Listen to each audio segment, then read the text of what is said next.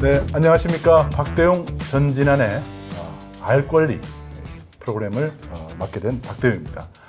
저희들 시민방송 RTV에서 이런 알 권리라는 프로그램을 사실 정보공개라는 제도를 이런 알 권리라는 이름으로 저희가 TV 프로그램으로 아마 이렇게 만드는 건 아마 처음이지 않을까 싶습니다. TV 프로그램에서는 주로 이제 정보에 대한 내용만 다루는 것으로 하는데 이런 정보공개 청구 혹은 정보공개 제도 이런 것들을 가지고 프로그램을 만드는 것은 아마 이번이 처음이지 않을까 싶습니다.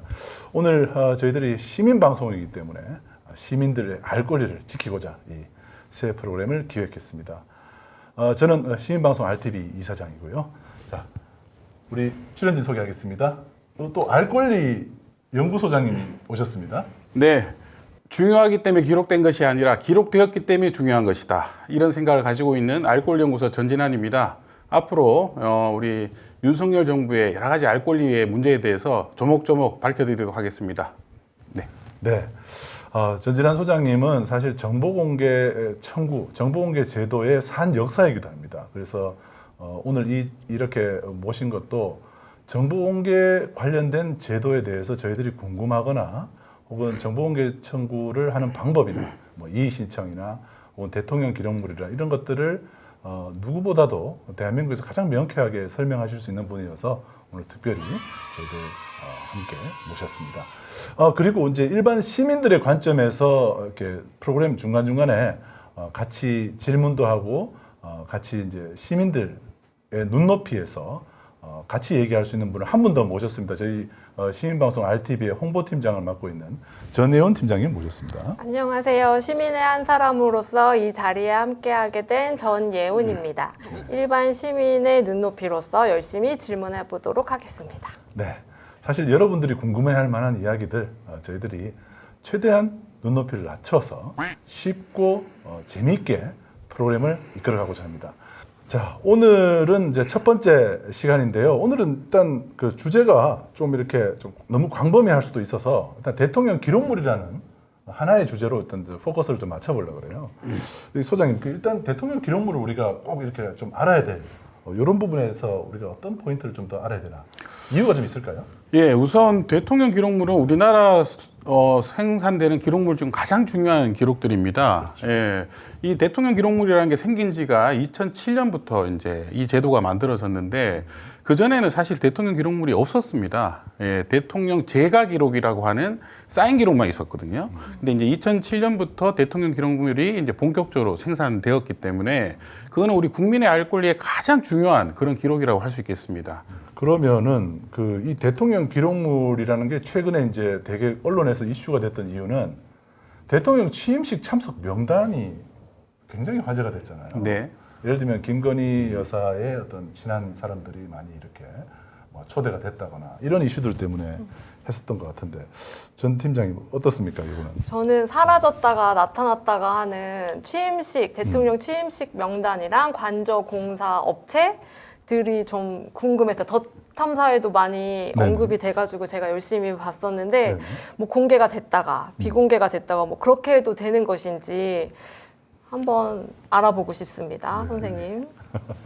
그래요. 어떻습니까? 지금 이게 특히 이제 공사업체들 같은 경우는 실제로 이제 한번 대통령 기록물은 아니지만 수의계약 내역 같은 것들을 비공개했다가 다시 또 공개했다가 막 바꾸고 이런단 말이에요. 네. 이런 것도 기준이 없어 보여요. 그 사실 수의 계약이라고 하는 것은 이제 특혜성으로 이제 줄 수 있는 것이기 때문에 국가에서도 굉장히 조심해서 다루고 있는 부분입니다. 원칙적으로 보면 2천만 원 이하는 2천만 원 이하만 이제 수의 계약을 할 수 있고 또 그 이상의 수의 계약을 줄 때는 굉장히 까다로운 조건들이 꽤 있습니다. 그러다 보니까 각 중앙정부나 지방자치단체는 수의 계약 목록을 우리 시민들한테 알아서 공개를 하고 있습니다. 공개를 다 하고 있군요. 네, 그 공개를 해야만 그 자료가 이제 투명하게 된 것인지 아니면 자신의 대통령이나 장관이나 지방자치단체장들의 측근들한테 친인척한테 줄 수도 있잖아요. 그렇죠. 예, 그런 걸 예방하기 위해서 이 수의계약 내용은 아주 철저하게 사실은 공개하고 있는 내용입니다. 그래서 제가 이해가 안 됐던 건 이런 내용들을 공개했다가 이제 언론에 문제가 되니까 다시 지웠단 말이에요. 사실 지금 이걸 이제 비공개로 전환했단 말이죠.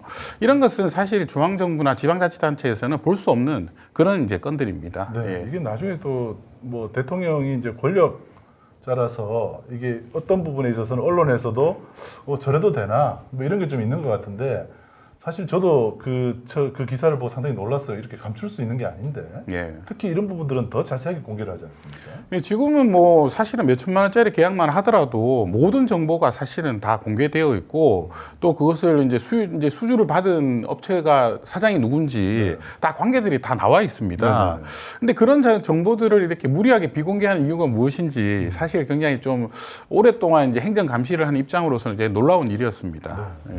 특히 이제 오늘 아까 제가 잠깐 언급했습니다만은 그 대통령 그 취임식에 초대됐던 그 사람들의 명단이 사라졌다 이런 것들도 어떻게 그런 일이 있을 수 있나 좀 궁금하더라고요. 저도 이제 언론인들한테 연락을 받았습니다. 예, 그 기록이 없어졌다고 해서 제가 굉장히 조금 이렇게 웃음이 좀 났었습니다. 그렇죠. 왜 그러냐면 네. 이 대통령 취임 기록은 대통령 기록물 중에 가장 중요한 기록물입니다. 그러니까 대통령의 네. 취임식 관련된 기록물도 마찬가지예요. 네, 그렇습니다. 이제 대통령 인수위하고 대통령 이제 취임식을 준비하는 행정안전부하고 경호실에서 같이 관리하는 그런 정보인데 이것은 이제 없앨 수가 없는 정보예요. 왜 그러냐면 대통령의 가장 측근들을 이제 초대하는 것이거든요. 그렇기 때문에 이 기록물들은 경호 입장에서도 가지고 있어야 되고 또 대통령이 나중에 총무처나 이런 데에서 뭐 대통령 선물을 보낼 때도 이제 가지고 있어야 되는 정보들이고 그렇기 때문에 그냥 없어질 수가 없는 정보들입니다. 근데 이걸 없앴다고 해가지고 제가 그럴 리가 없고 이건 대통령 기록물상 만약에 없앤다고 하면 10년 이하의 징역에 처할 수 있는 아주 심각한 사안이다. 이렇게 얘기를 드리니까 이제 그제서야 이제 행정안전부에서도 제 얘기를 들은 것 같아요. 예, 그러다 보니까 이제 다시 이게 생겨난 그런 이제 일들이 발생한 것입니다. 없어졌다가 나타난 거네요. 네, 그렇습니다. 그러니까 10년 이하의 징역이라는 거는 그 법령이 어떤 겁니까? 공공기록물 관리법인가요? 예, 대통령 기록물법에 대통령 기록물법. 대통령 기록물을 무단으로 파기한 자는 10년 이하의 징역에 이제 처하고 있습니다. 행안부 장관이 10년 이하 징역에 처할 뻔했네요. 아, 그렇습니다. 예, 굉장히 심각한 사안입니다, 사실은. 그리고 이건 대통령 기록관리 전문위원회라고 하는 곳에 허락을 맡아야 됩니다. 예, 폐기를 하려면. 아, 폐기를 하기 위해서. 예, 근데 폐기를 하기 위해서 전문위원회도 열리지 않았는데 이걸 폐기했다는 것은 스스로가 이제 내가 범죄를 저질렀다. 자백한 겁니다. 그래서, 예. 개인정보법에 걸려가지고 파쇄했다고. 예, 이제 개인정보보호법에서는 이제 그게 말고 이제 아주 상세한 정보들이 있습니다. 그리고 개인정보보호법에서 삭제하는 것은 대통령 취임식에 초대를 신청을 했다가 떨어지신 분이나 이런 분들은 삭제를 해야 돼요. 왜냐하면 더 이상 이제 예, 필요가 없기 때문에. 그 필요가 없기 때문에. 근데 실제로 초대가 되신 분들은 이거는 이제 삭제를 하면 안 됩니다. 예.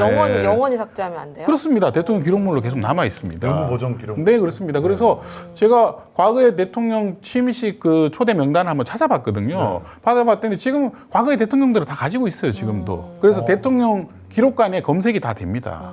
그 정도로. 네, 그래서 이 기록들을 없앤다는 건 있을 수 없는 일입니다, 사실은. 그러면 그 지금 사실 그 행정안전부의 해명이라는 것은 어찌 보면 참 얼토당토한 해명이 되겠네요. 그래서 이제 장관께서 이제 이분도 이제 취임하신 지가 얼마 안 되셔가지고 대통령 기록물법을 잘 모르셨던 것 같아요. 그래서 이제 약간 얼무무리셨던 것 같은데 사실은 이제 그분의 말이 굉장히 위험한 범죄 행위였던 것이죠. 아니 근데 오늘 지금 방송으로 처음 이거를 이제 들으신 분도 있을 것 같아요. 왜냐하면 공무원이 어떻게 저런 말을 할 수 있을까? 네. 그래서 실제로 뉴스에 나온 그 영상을 실제로 한번 보여드리겠습니다. 네, 영상 한번 같이 보시고 이야기를 다시 이어가도록 하겠습니다. 이 초청자 명단을 공개하라는 야당의 요구에 정부는 이를 모두 파기했었다고 밝혔는데 대통령 기록물을 삭제한 건 불법이란 지적이 이어지자 명단 일부를 보관 중이라고 정부가 다시 입장을 바꿨습니다. 행안부는 취임식 종료와 함께 자료를 일괄 삭제했고 일부 남아있던 자료도 지난달 파기했다고 밝혔습니다. 대통령 기록물 관리법 2조에 의하면 인수위 취임준비위원회 취임식 초청 명단은 대통령 기록물이라고 돼 있습니다. 취임준비위원회에 물어보니 개인정보라고 이미 다 파기를 했다. 그게 팩트입니다. 사라졌다면 대통령 기록물법 위반입니다. 네, 소장님 방금 말씀하신 그대로네요. 네, 그래서 지금 이제 이 국회의원께서 얘기를 하네요. 대통령 기록물법 위반입니다. 이러는데 지금 이 답변하는 분 대통령 비서실장 같은데 이분이 파기했다고 자백을 했군요. 네. 근데 이제 저분이 알고 하신 것 같지는 않고요. 네. 예, 사실은 보고를 받았겠죠. 예, 보고를 그렇게 받았는데 실제로 파기할 수가 없는 그런 이제 기록입니다. 예, 그래서 제가 볼 때는 파기하지 않았는데 하도 이제 야당에서 이제 달라고 하고 언론에서도 문제 제기를 하니까 그렇게 이제 핑계를 대다가 더 큰 이제 문제가 발생하는 것이죠. 예, 내부적으로 큰 혼란이 발생한 것으로 보고 있습니다. 네. 이 참 기록물이라는 것들이요 보면은 있어도 문제고 없어도 문제인 기록물 중에 하나가 바로 이런 사례가 아닌가 싶어요.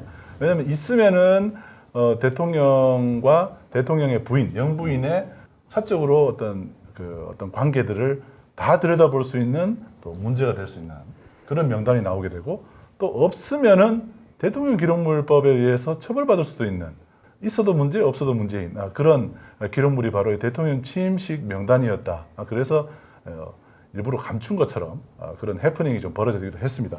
결국에는 뭐 다 찾은 걸로 네. 또 새롭게 나타났더라고요. 예, 네네. 새롭게 창조되었습니다. 명단이 다시 죽었다가 다시 살아났습니다.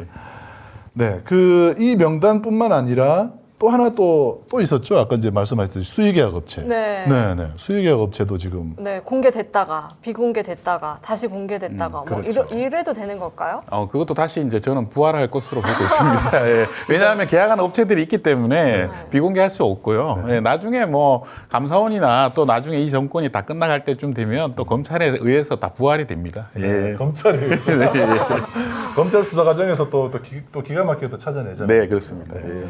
자, 이게 노무현 정부 때부터 이제 청와대에서는 그 이지원이라는 그 청와대 기록물을 관리하는 시스템이 있었죠. 이지원이라고 우리가 그때 노무현 정부 때 그때 끝나고 난 뒤에 많이 들었었어요. 이명박 정부로 넘어가는 시점에서 그 이지원이라는 정보관리 시스템을 이제 사용을 했었는데 이게 그 다른 정부 때도 이지원을 다 사용을 했었습니까? 예, 이제 이지원이라고 하는 것은 이제 우리 이제 시청자 여러분께서 좀 알고 계셔야 되는 것이 이게 업무 관리 시스템입니다. 사람이 컴퓨터에 앉아서 일을 시작할 때부터 또 결제, 그다음에 보존, 그다음에 이관 과정까지 모두 관리할 수 있는 게 이지원 시스템이고요. 그래서 옛날에는 이제 종이 기록 시대 때는 이제 종이를 들고 가서 이제 결제를 맡고 또 거기 사인을 받았지만 이지원 시스템이라는 것은 그냥 자기 자리에 앉아가지고 이거를 이제 그 업무의 그 보고 과정들을 다 남겨놓는 것입니다. 일종의 전자결제 시스템 같은 경우요? 그렇습니다. 예를 들면 뭐 행정 뭐 요원이 이제 6급 정도 되시는 분들이부터 보고한 것이 나중에 대통령 비서실장까지 보고한 것들이 다 남아 있습니다. 그 다음에 어떻게 변경되는지까지 남아 있어요. 시간까지도 다 나옵니다. 그래서 이게 이제 노무현 대통령이 사실은 이제 이걸 개발한 것입니다. 그래서 현직 대통령 최초로 특허를 받았어요. 본인이 직접 개발했어요? 네, 그렇습니다. 특허를 받아가지고 대단하시네. 노무현 대통령이라는 분이 굉장히 기록에 대해 집착이 되게 강하셨거든요. 예, 그래서 이 과정들을 다 이제 과정을 남겨놓는. 그러니까 의사결정 과정을 남겨놓는 그런 시스템입니다. 얼마나 이제 투명하게 관리가 되겠어요. 그러다 보니까 이제 그 이후에 이명박 정부나 박근혜 정부는 이걸 또 약화시켰습니다. 예, 이런 이제 의사결정 과정들을 조금 더 대거 생략하는 그런 이제 시스템들로 이제 바꿨고요. 문재인 정부에서는 또 다시 이거를 이제 또 그걸 또 고도화하는 또 예전처럼 또 고도화하는 그런 이제 과정으로 바뀌었다고 저는 알고 있습니다. 그러면 윤석열 정부에서도 이지원을 쓰고 있습니까? 그게 이제 저희가 의문점을 많이 가지고 있습니다. 왜냐하면 이지원 시스템 설치하는데 굉장히 까다롭거든요. 그래서 그걸 지금 기존에 청와대에 깔려 있었단 말이에요. 근데 지금 이 대통령실을 이전하면서 그 시스템을 어떻게 지금 깔고 있는지 외부에 전혀 알려져 있지 않습니다. 그리고 제가 알고 있는 업체들 관계자들에 따르면 그런 것에 의해서 지금 발주가 나온 것도 없습니다. 예, 그래서 지금 용산에 있는 대통령실은 어떤 시스템으로 운영되고 있는지 아는 사람들이 거의 없습니다.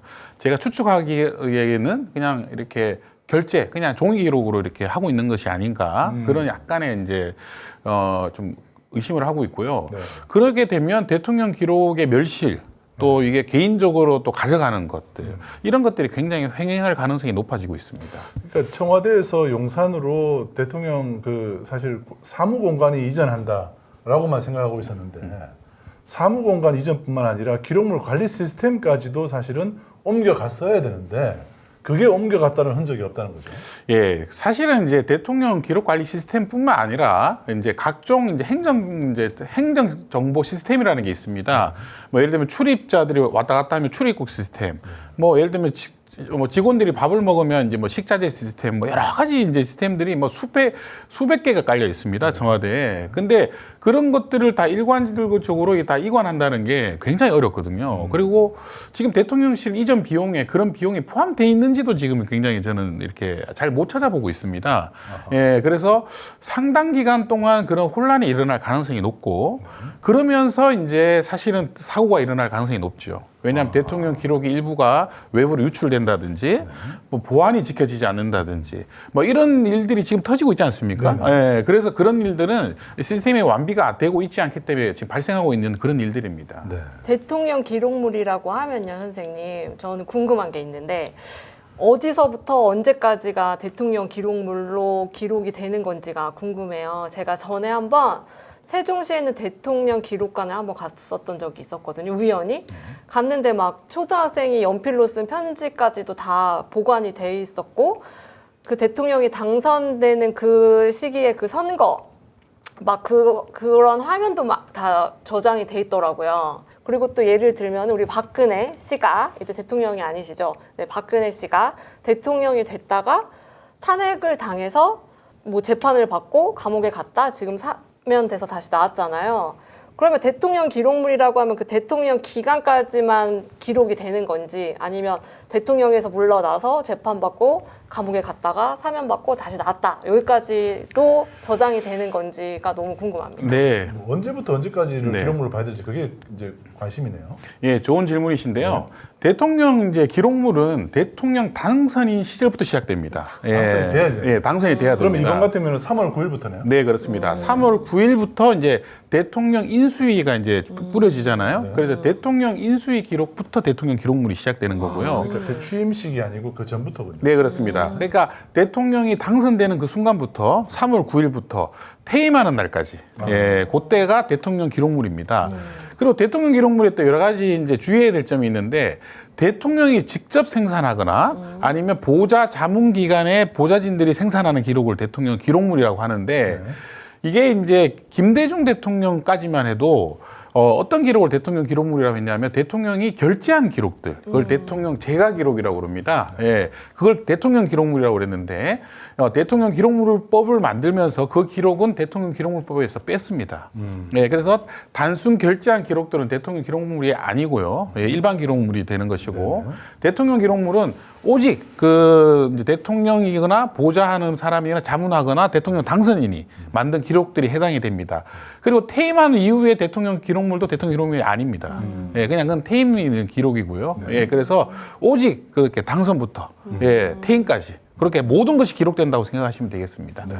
자, 그러면 그 우리가 이제 조금 전에도 뉴스에서도 봤지만 윤석열 대통령 같은 경우도 이게 그 국정을 운영을 이제 지금 하고 있는 상태에서 기록물이 제대로 관리되고 보존되고 있는지가 상당히 의심스러운 정황들이 계속 나오고 있단 말이에요. 네. 예를 들어서 뭐 조금 전에 얘기했듯이 취임식 참석자 명단도 없어졌다가 나타나고, 또 수의계약 업체들에 대한 현황도 또 없어졌다가 다시 또 나타나는. 그리고 또 이번에 뭐 이지원 시스템도 지금 쓰고 있는지 안 쓰고 있는지도 네. 모르는 상황이다. 이런 것들이 우리 국민들이 봤을 때는 좀 석연치 않은 구석들이 있는 거예요. 이런 것들이 계속 지속되면 5년 뒤에는 도대체 뭐 남아있는 게 없는 형태로 5년 동안 그냥 암흑기가 되는 수가 있단 말이죠. 근데 이제 대통령 기록물이라는 게 참 이제 신기한 제도인데요. 예, 생산을 직접 하지 않거나 또 이제 이 기록물을 본인이 이제 없애거나 막 그렇게 하더라도 다시 나타나는 게 대통령 기록물입니다. 네, 신기하죠.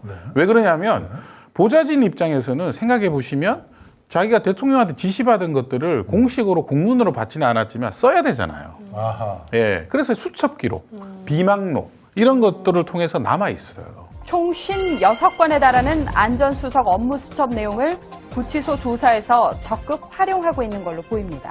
증인이 작성하신 거 맞죠? 예, 맞습니다. 네. 피청구인으로부터 직접 들은 내용을 그대로 요약하여 적은 것이고 나중에 추가한 내용은 없는 것이죠. 예.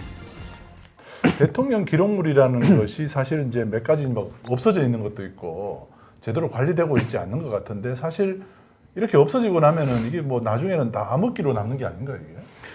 대통령은 본인은 이제 대통령 기록을 생산하지 않는다고 하더라도 대통령의 지시를 받는 수많은 이제 이해관계자들이 있습니다. 네. 보좌진, 참모진 이런 분들이 수기로 기록을 남기거나 또 아니면 녹음을 몰래 하거나 아니면 사진을 찍거나 이런 것들이 다 남아 있을 수 있거든요.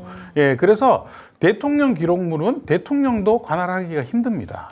본인이 아무리 감추려 해도 네. 다 살아 있군요. 다 살아 있습니다. 대통령 기록물은 개인 핸드폰에도 있을 수 있는 거네요. 그렇습니다. 굉장히 중요한 얘기인데요.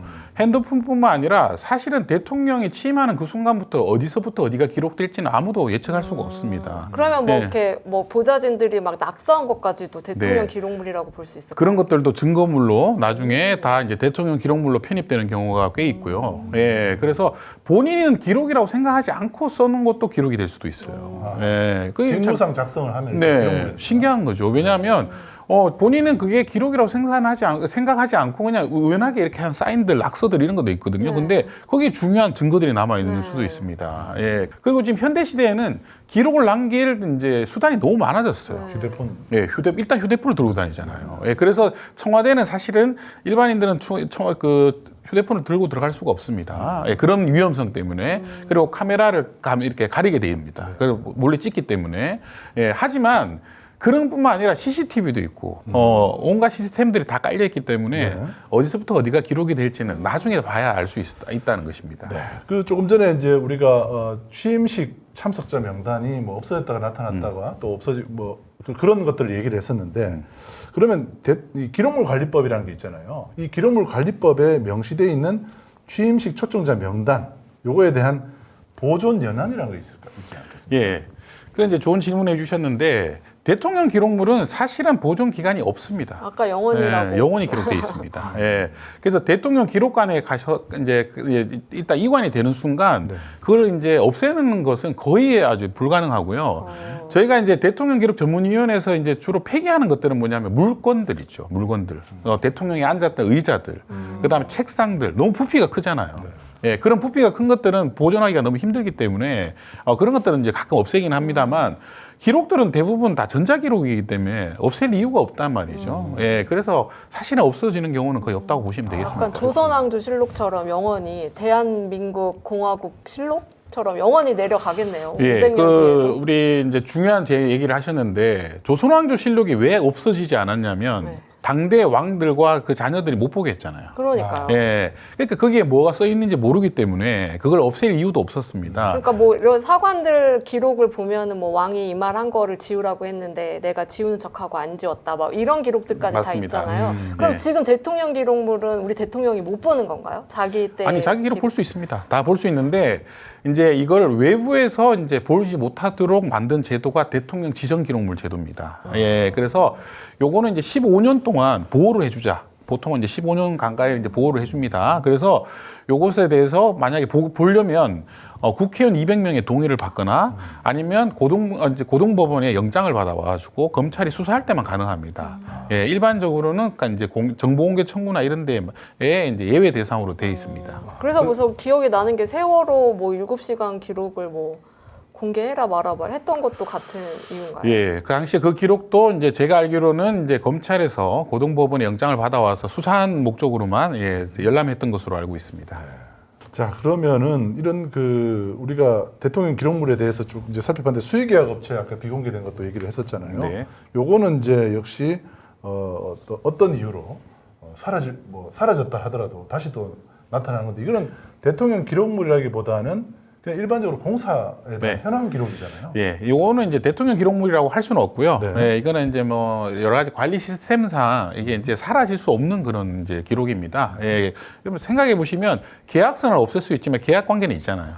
네, 계약한 사람도 있고. 그렇죠. 그러니까 없애기가 쉽지 않죠. 예, 나중에 다 드러나게 돼 있습니다. 저는 이게 없어졌다가 처음엔 있었는데 없어졌다가 다시 나타났다 이런 프로토콜까지 다 기록이 되면 좋겠거든요. 네. 그런 것까지 되나요? 그런 것까지 다 남아 있습니다. 예. 그렇군요. 특히 이제 지난 여름에 우리가 이제 강남에 침수가 비가 많이 와가지고 홍수가 났잖아요. 네. 서울 강남 지역에 참 뭐 이런 일들이 어찌 서울 한가운데 일어날 수 있나 싶었는데 그때 대통령이 이제 침수 상황을 이제 이렇게 보면서 퇴근을 했단 말이에요.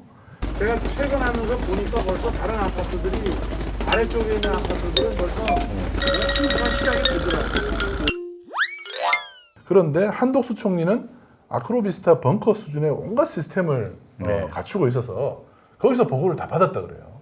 그런데 뭐 이런 시스템들이 다 갖춰져 있겠지만은 실제로 과연 그런 건지도 좀 의문이기도 하고, 또 재난 상황에서 대통령과 참모들의 그 보고, 지시사항 이런 것들이 역시 대통령 기록물 아니겠어요? 네. 그래서 이런 것들은 어떻게 관리되고 있는 건가요? 아크로비스타라는 아파트 안에서 관리되고 있는 건가요? 이게? 이제 아파트 안에 그런 이제 시스템이 등록돼 있으면 이제 그 보안상의 이유로 사실은 굉장히 위험합니다. 예, 그래서 그 외부로 유출될 수 있는 사안이기 유출되고 있는 때문에, 거잖아요. 예, 사실 외부로 유출되고 있는 것이기 때문에 그런 시설을 설치한 건 불가능하고요. 이 재난 관련해서 이제 중요한 것이 뭐냐면 CCTV 연결돼 있는 것입니다. 예, 그래서 재난관리 이제 본부나 이런 데 가보시면 전국의 모든 CCTV를 다 볼 수가 있습니다. 그래서 대통령이 직접 눈으로 봐야 돼요, 그거를. 저기가 물에 잠기고 있구나, 안 잠기고. 그걸 실시간으로 보고 거기에 일하고 있는 사람들 지시를 내립니다. 근데 아파트에 그런 시설이 돼 있다? 그건 말이 안 되는 얘기고요. 만약에 그런 시스템이 돼 있다면 무게를 이기지 못할 겁니다. 예, 그 얼마나 대단한 장비들이 들어가 있겠어요. 근데 아파트에 책만 많아도 사실은 위험하다고 그러는데 그런 시스템이 들어갈 수 없고요. 그 다음에 보안상으로도 불가능한 얘기입니다. 그래서 그 이제 한덕수 총리의 얘기는 이제 전화로 통화를 이제 했다 이런 얘기신 건데, 전화로 통화를 지시를 받는 것은 굉장히 위험한 일입니다. 왜냐하면 눈으로 직접 보지 못하는 것이기 때문에 전화로 듣는 거하고 직접 눈으로 보는 거 하늘과 땅 차이거든요. 예. 그래서 그거는 좀 퇴근한 것에 대한 이제 변명이다. 이제 이런 저는 생각을 하고 있습니다. 사실 그 취임식 명단도 그렇고 이상민 아까 그 이상민 행정안전부 장관이 말을 이제 뭐 바꾸고, 이상민 행안부 장관은 오늘 사실을 인정하고 사과했습니다. 또 명단을 공개하겠다고도 밝혔습니다. 대통령 기록물법에 법에 위반이 되니까 지금 다시 말을 바꾸는 거 아니에요? 그런 건 아닙니다. 그 점에 대해서는 제가 송구하게 생각을 합니다. 뭐 이런 것들이 사실은 좀 어찌 보면 그 국가 기록물을 관리하기 위한 어떤 시스템이나 이런 것들에 대한 책임을 자기가 좀 회피하기 위한 행동이다, 이렇게밖에 이제 볼 수가 없을 것 같아요. 이분이 사실 판사까지 하신 분을 알고 있거든요. 근데 이렇게 한다는 것은 좀 어처구니가 없는데, 그러면 앞에서 얘기했던 뭐 취임식 초청자 명단이나 또 뭐 관저공사에 있는 수의계약 업체, 그다음에 아크로비스타 뭐 보고 받은 것들, 이런 것들을 만약에 보관하지 않고 제대로 관리하지 않았다면 어떤 처벌을 받게 되나요? 그거는 이제 뭐 여러 가지로 문제가 발생할 수 있습니다. 이제 아까 말씀드린 대통령 기록물법에도 문제가 될 수 있고요. 또 전자정부법에서도 문제가 될 수 있습니다. 예, 왜냐하면 그 전자정부적으로 다 관리가 돼야 되는 그런 사안들이거든요. 예, 그리고 예를 들면 뭐 경호업체에서 우리 경호실에서 그런 걸 관리하지 않았다면 경호실도 문제가 크게 되는 거죠. 예, 어떤 사람인지도 모르고 초대를 했다는 거거든요. 그건 있을 수 없는 일이고, 온갖 법적으로 사실은 뭐 배임부터 다 걸릴 가능성이 되게 높고요. 예. 이게 소프트웨어라 가지고 이게 핸드폰으로만 봐도 되는 걸로 생각이 될 수도 있잖아요. 네. 뭐 전자 결제도 핸드폰에 그냥 깔아가지고 하면 되는 거니까. 예, 핸드폰에 깔면 안 됩니다. 예. 왜냐하면 그것도 또 외부로 유출될 수 있기 때문에 예, 철저한 보안선에 의해 가지고 예, 관리가 되고 있습니다. 만약 그걸 핸드폰으로 본다는 건 예, 그거는 이제 외부에 너무나 중요한 정보를 들고 다니는 거잖아요. 와이파이 연결되면. 예, 그렇게 되면 이제 있을 수 없는 일이고요. 예. 그러면 이제 과거의 정부들도 조금 전에 이제 취임식 명단을 다 지금도 하고 네, 있다고 지금도 했잖아요. 관리하고 있습니다. 예. 그러면 그 기록을 만약 우리가 지금 보고 싶다, 뭐 기자들이든 일반 국민들이든 지금 막 뭐 보는 방법이 있다고 그러시는데, 네.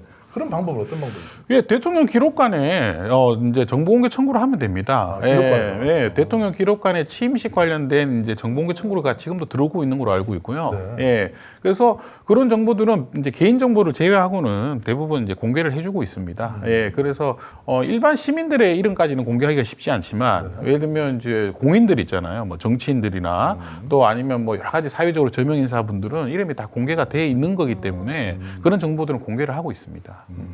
그러면 뭐 이런 그 대통령 기록물 법도 있고 정보 공개 이제 청구 제도 이런 것들도 있기 때문에 일반 국민들도 과거 대통령 취임식에 참석한 사람들도 열람이 가능하다라는 것들을 오늘 되게 새롭게 좀 알게 됐습니다.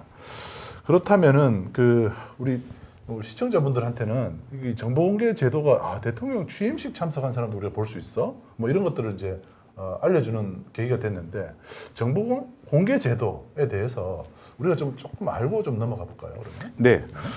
이 정보공개법은 1996년에 우리나라 이제 국회에서 제정이 돼서 1998년 이제 김대중 정부부터 이제 법이 시행이 이제 됐습니다.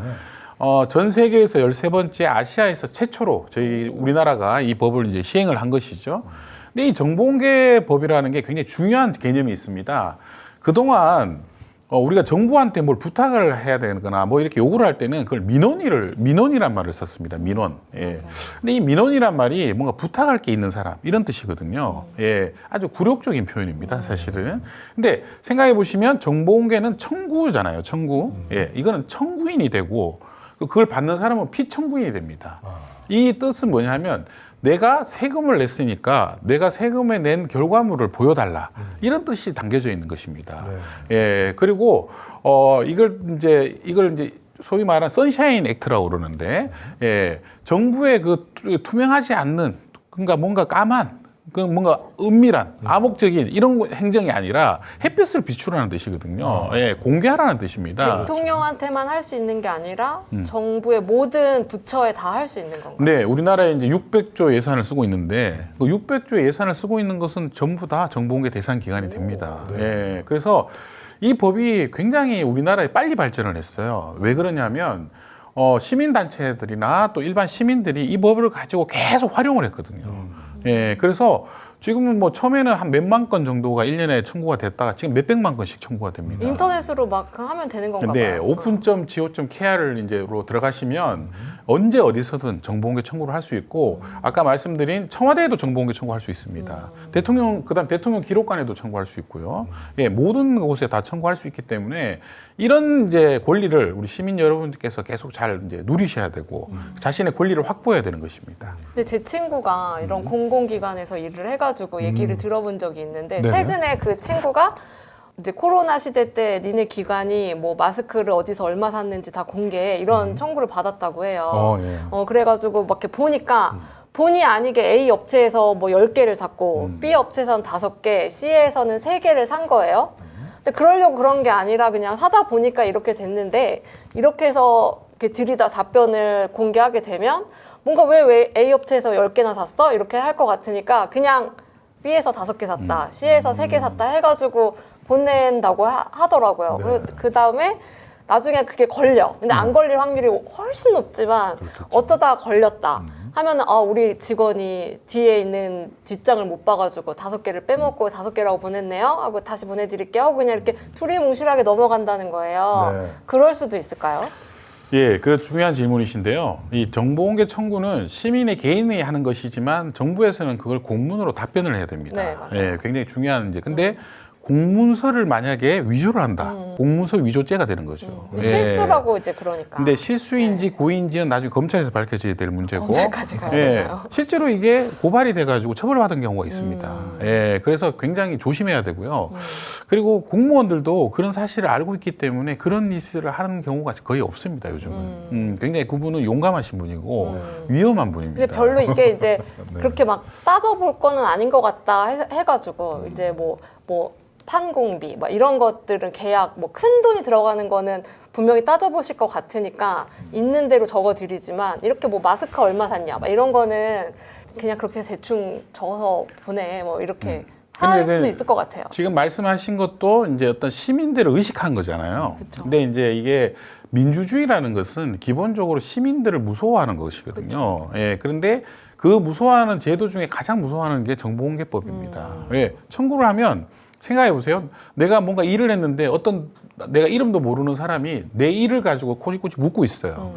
그러면 그 자체가 불안감이 온단 말이죠. 맞아요. 근데 제가 많은 이제 학생들한테나 이제 사람들한테 얘기하는 게 그 불안감이 민주주의를 유지시키는 맞아요. 겁니다. 근데 예를 들면 공산주의 국가나 사회주의 국가에서는 그런 두려움이 없습니다. 예, 그러다 보니까 국가가 부패하고 굉장히 큰 문제들이 나중에 크게 발생하는 것이죠. 예, 그래서 이 정보공개 제도가 중요하다고 할 수 있겠습니다. 근데 이제 그 분이 만약에 마스크를 A 업체에서 5개 샀고 B에서 5개, C에서 3개 샀구나. 했는데 뭔가 의심스러워요. 그러면 그렇다고 해서 뭐 니네 통장을 한번 까보자, 뭐 영수증을 한번 다 보자, 이럴 수는 없지 않을까요? 근데 그런 것을 만약에 언론에다가 이제 공개를 하면 반드시 그 마스크 업체에 제보가 와요. 재밌는 것은 저도 그런 경험이 많습니다.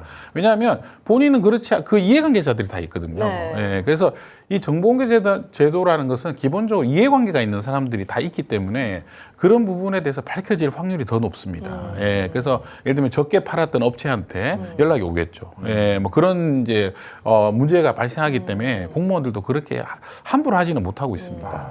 이게 우리 이제 시청자분들께서는 이제 정보공개 제도라는 것이 이제 있는지도 모르는 분들이 더 많을 것 같아요. 근데 이게 민주주의를 그 지키는 선샤인 액트 같은 햇빛을 비추는 시민의 권리를 지키는 알 권리의 가장 효과적인 제도라는 것을 오늘 점점 알아가실 것 같습니다. 네, 그렇습니다. 특히 이제 이런 것들이 기록돼 있는 것들을 뭐든지 볼 수 있다는 것. 그리고 뭐 대통령실뿐만 아니라 이제 조금 전에도 뭐 얘기를 잠깐 했습니다만은 정부의 600조 예산이 들어간 데는 다 청구 가능하다 이렇게도 얘기하셨잖아요. 네. 근데 이제 정보공개법의 그 시행령에도 보면은 시행령에 이제 정보공개 대상 기관들이 나오는데 거기 보면은 특수 목적 법인이라고 그러니까 법령에 의해서 설립된 특수 목적 법인 역시도 해당이 된다고. 다 해당이 됩니다. 해당이 됩니다. 그래서 제가 지난번에 한 번은 정보공개 그 관련된 그 강의를 하다가 제가 이제 시골에서 좀 강의를 한 번 한 적이 있어요. 그때 제 강의를 들었던 분 중에 한 분이 농민이 계셨어요. 농협 조합원이셨어요. 그래서 저한테 질문하셨는데 농협도 됩니까? 라고 물어보시길래 농협은 공공기관인가? 라는 생각이 얼핏 들었다가 농협도 됩니다. 그래서 왜냐하면 농협법이 있거든요. 농협법에 따라서 설립했기 때문에 농협도 됩니다. 이렇게 했더니 이분이 실제로 농협에다 정보공개 청구를 했대요. 했더니 농협에서 그 담당 과장이 그 음료수 사들고 집으로 찾아왔거든요. 네, 취하를 좀 해달라고. 네. 이 취하를 하는 이유가 있겠죠, 그죠? 네. 그래서 이렇게 우리가 이제 이렇게 정보공개 청구를 하는 방식으로 우리의 알 권리를 지켜나갈 수가 있다면은 실제로 대통령실, 특히 조금 전에 말씀하셨듯이 이지원을 지금 현재 사용하고 있는지 대통령실에서 윤석열 정부의 대통령실이 이지원 시스템을 쓰고 있는지를 우리가 알 수 있는 이 정보공개 청구 방법도 있지 않을까 싶은데요. 예, 그래서 뭐 업무관리 시스템이라고 하는 것을 명시해서 이지원이라는 것은 이제 노무현 정부 때 만들어진 이름이니까요. 지금 이름이 달라질 수 있습니다. 예를 들면 업무관리 시스템, 대통령 기록관리 시스템 이렇게 두 가지가 얼마에 설치를 했고 어느 업체로부터 설치를 했고 예, 지금 어떤 게 화면이 어떻게 구성되어 있고 이런 것들을 충분히 요구할 수 있습니다. 저도 참여정부 때 그 화면을 보여달라고 그랬어요. 청구해서. 그 화면을 보여달라고 했더니 당시에 그 비서관이 직접 연락이 와서 저한테 화면을 보여준 적이 있습니다. 열람 신청을 한 거죠? 예, 화면을 이제 직접 그분이 브리핑을 해주신 적이 있었어요. 예. 대통령실 안에 청와대에서 아니면 아니 밖에서 갖고 와가 가져 나와서 예, 그걸 이제 스크린샷으로 해가지고 예, 그래서 제가 직접 그걸 보고 이제 이렇게 또 굴러가는구나 하는 걸 알게 됐고요. 예, 그래서 저도 이제 문재인 정부 때 이제 청와대 정보공개 심의위원이었거든요. 예, 온갖 청구가 다 들어옵니다. 예, 온갖 청구가 다 들어오고 그런 이제 청구에 대해서 어쨌든 청와대는 그걸 판단을 해야 됩니다.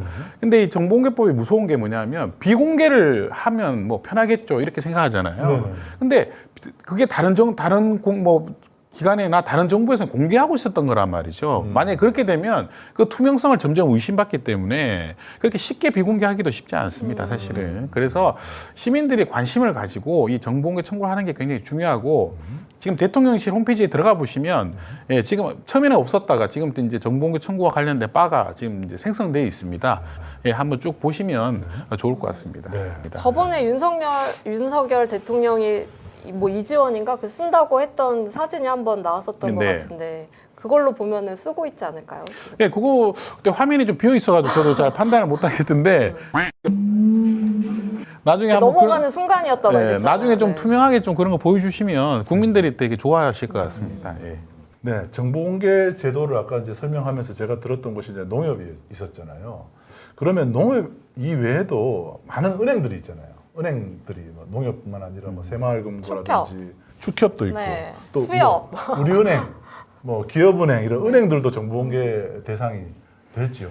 예, 은행도 이제 따져봐야 됩니다. 예, 따져봐야 되는데 은행은 굉장히 이제 국가의 책임성을 높게 부여하고 있는 곳이기 때문에 사실은 뭐 금융감독원을 통해서도 이제 청구를 할 수 있고 또 이제 뭐 중소기업은행이나 또 아니면 이제 큰 언론사 있잖아요. 뭐 예를 들면 수출입은행 이런 데 직접 청구가 다 가능합니다. 공공기관이군요. 예, 네, 공공기관이기 때문에 예, 그리고 이제 은행이라는 곳이 기업과 공공기관이 사이에 있거든요. 사실은 애매하단 말이죠. 네네. 그래서 그게 직접 청구할 수 있는 방법이 있고 간접적으로 청구할 수 있는 방법도 있습니다. 간접이라고 하는 것은 그 관리 감독 기관에 청구할 수 있는 것이죠.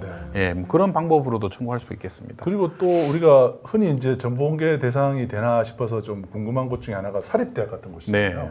사립대학은 왜냐하면 이제 국공립대학은 당연히 정보공개 대상이 될 것 같은데 사립대학이 과연 될 것인가라고 물어보시는 분들 있어요. 네, 제가 이제 사립대학교에 지금 이제 임시 이사를 하고 있는데 예, 사립대학교는 우리나라의 잘못된 말입니다. 예, 우리나라의 사립대학이라는 데는 없고요. 예, 사실상 모든 이제 대학교는 교육부에서 관할을 받고 있습니다. 네. 정부의 지원도 받고 있고 예산이 투입된다는 네, 거죠. 그렇습니다. 예, 그래서 당연히 사립대학교라고 하는 것도 공공기관이기 때문에 정보공개 청구를 다 할 수 있고요.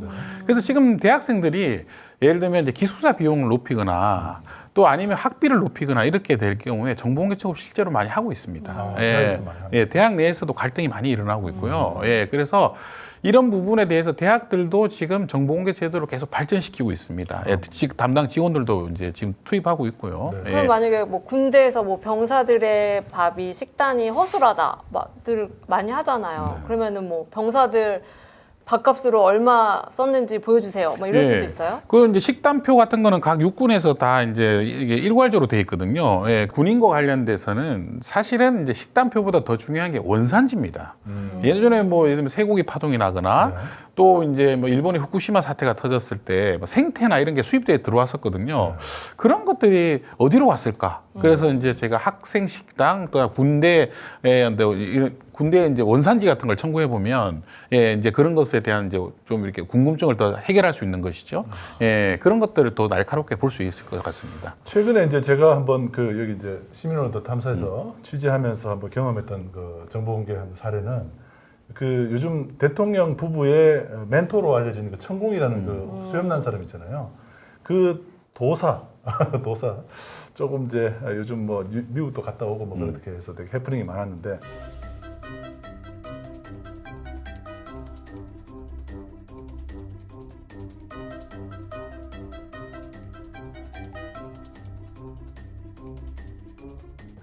이 사람이 그 함양이라는 곳이 있습니다. 함양에서 산삼 축제가 있는데 산삼 축제에 대해서 이 사람이 그 유튜브에서 뭐 발언을 한 적이 있어요. 근데 이 산삼 축제 때 발언한 것 때문에 산삼 축제 관련한 발언 때문에 이 사람이 제자가 운영하는 농원이 있거든요. 그 농원에 신선농원이라는 곳이 있는데 함양에 있어요. 그 신선농원이 함양군청으로부터 상을 받습니다. 그래서 상을 왜 받았지? 이래가지고 제가 함양군청에다가 공적 조서를 정보공개 청구했어요. 네. 그러니까 상을 줄 때는 공적 조서라는 것을 그 기록물로 생산하게 돼 있잖아요. 이 사람한테 왜 상을 줘야 되는지. 역시 날카롭습니다. 네. 받아보니까 기가 막힙니다. 뭐라고 돼 있냐면 그 정법 강의가 있어요. 그 정법 강의를 통해서 함양에 있는 산삼 축제를 홍보를 많이 해서 관광객이 많이 왔다는 것이 그 상을 준 이유예요. 근데 그 유튜브를 자세히 저희 뉴스에서 저희 방송에서 보도를 했습니다만은 천공은 함양에 있는 산삼 축제를 홍보한 것이 아니고 그 말을 들어보면 산삼 그거 먹어봤자 뭐하냐. 지자체들이 이런 쓸데없는 데 예산을 쓰는 게 문제다라는 걸 질타를 했단 말이에요. 그런데 그런 방송을 해서 그 조회수가 뭐 한 1만, 2만 이렇게 나왔어요. 근데 그걸 보지도 않고 공무원이 상을 줍니다. 네. 욕을 했는데 사실은 축제를 욕을 사실 욕도 아니고 하여튼 뭐 엄청 깐 거죠. 그런데 상을 그 신선농원에서 상을 줍니다. 그런 것들이 기록이 돼 있어요. 네, 실제로 이제 상과 관련된 정보공개 청구가 참 많이 이제 있는데요. 네, 과거에 어떤 일 때문에 지금은 실패한 정책이라고 생각하고 있지만 과거에는 성공했다고 이제 자찬하는 경우가 있잖아요. 예, 예를 들면 뭐 4대 강이 있다. 뭐 이러는데 그 4대 강 관련해서 이제 훈장, 포장, 뭐 대통령상 같은 걸 막 주거든요.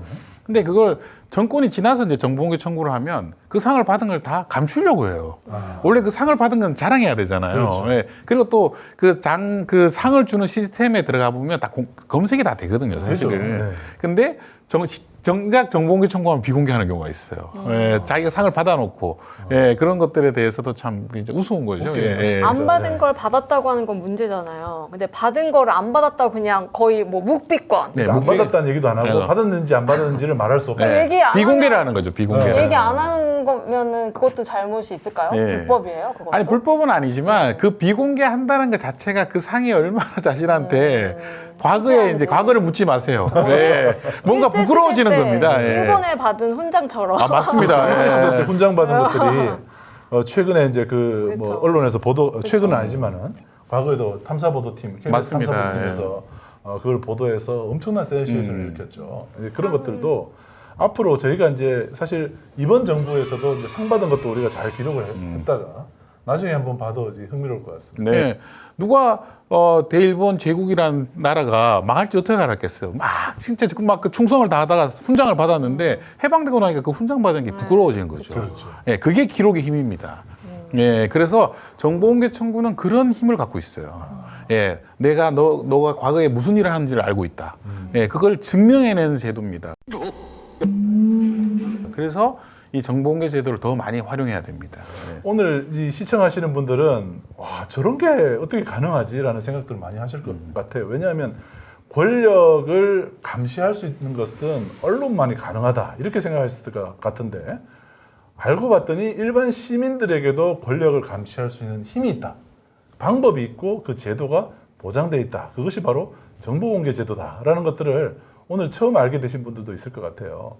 그래서 사실은 이제 우리 그 시민언론 더 탐사 같은 경우에 취재진들도 이런 그 정보공개 청구라는 제도를 활용해서 뭐 제가 전에 몸담았던 뉴스타파도 그랬고 정보공개 제도를 통해서 탐사 보도를 상당히 많이 하고 있어요. 네, 그렇습니다. 그래서 이것이 탐사 보도에서 필수적인 취재 수단 중에 하나도 바로 이 정보공개 제도 아니겠습니까? 지금 대통령 기록관에 이제 그 정보공개 청구를 가장 날카롭게 하는 이제 언론사가 뉴스타파입니다. 네. 예, 그래서 이제 과거에 노무현 대통령이 이제 수기로 남겨놓은 기록들이 있었거든요. 그렇죠. 예, 이제 볼펜으로 쓴 기록들이 남겨 있었는데 그것들 220건을 이제 이게 발굴해서 노무현 대통령 10주기 때 공개를 했었죠. 그게 예. 그 사실 대통령 기록물이라는 것은 비밀 기록물이잖아요. 네. 그래서 한 30년 정도는 볼 수가 없는 걸로 알았는데 그거 어떻게 10년 만에 공개됐죠? 네, 저도 이제 그런 줄 알았는데 실제로 일을 해보니까 예, 대통령 지정 기록물이라는 게 3년짜리도 있고 5년짜리도 있고 7년짜리도 있고 대부분은 15년 안에서 다 공개가 됩니다. 30년이 아니고? 예, 30년은 이제 개인 정보에 대해서는 30년이고요.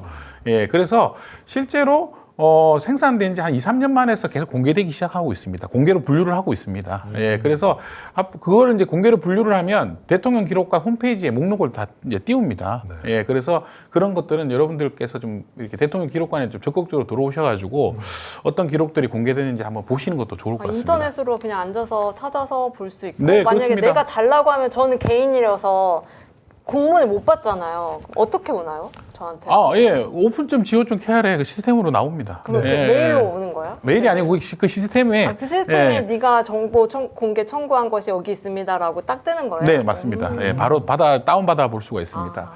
그래서 앞으로 이제 우리 시청자분들께서도 우리가 이 방송을 하면서 같이 정보공개 청구도 좀 하면서 네. 예, 그다음에 그 답변서도 한번 받아보고 또 공무원들한테 한번 전화도 받아보시고 그렇게 하면 아마 재밌을 것 같습니다. 예. 그 저희가 이제 이 정보공개라는 청구라는 제도, 정보공개 청구 제도를 소재로 한 이 프로그램을 이제 운영하고 있다는 것은 앞으로 여러분들이 또 정보공개 청구를 해서 알게 된 새로운 사실이 있으면 저희에게 한번 제보를 해주시면 지금 하단에 나가 있는 이메일 주소로 제보를 해주시면은 저희가 그 내용을 소개도 해드리려고 합니다. 그리고 또 이런 것들을 좀 알고 싶은데 우리 그 뭐 소장님이나 뭐 저나 우리 팀장한테 이런 것들도 저희가 좀 알 수 있을까요? 그리고 정보공개 요청을 또 한번 해보셔도 저희가 한번 그런 사례로 한번 정보공개 한번 직접 저희가 한번 해서 여러분들에게 방송을 통해서 또 소개해주는 그런 약간 서로 이제 쌍방향